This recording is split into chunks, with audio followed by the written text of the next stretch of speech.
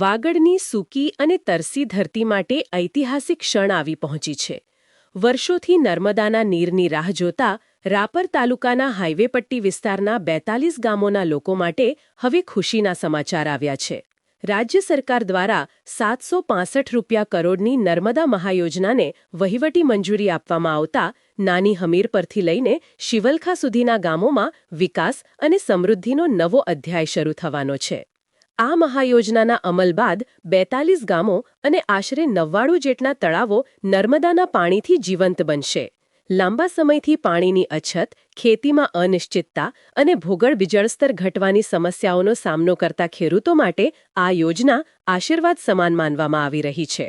નર્મદાનું પાણી પહોંચતા ખેતીને નવી દિશા મળશે, તેમજ તળાવો અને કૂવો ફરી છલકાશે તેવી આશા વ્યક્ત થઈ રહી છે.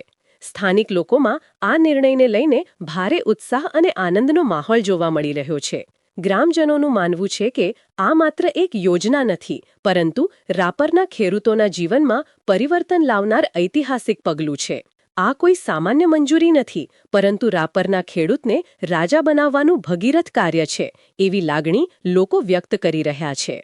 ડબલ એન્જિન સરકાર દ્વારા 1 મિલિયન એકર ફૂટ વધારાના પાણીની ફાળવણી થતાં સમગ્ર વિસ્તારમાં ખુશીની લહેર ફરી વળી છે. પાણીની સમસ્યાથી લાંબા સમયથી સંઘર્ષ કરી રહેલા વાગડ વિસ્તાર માટે હવે હરિયાળી અને વિકાસના નવા સપના સાકાર થવાની આશા જાગી છે.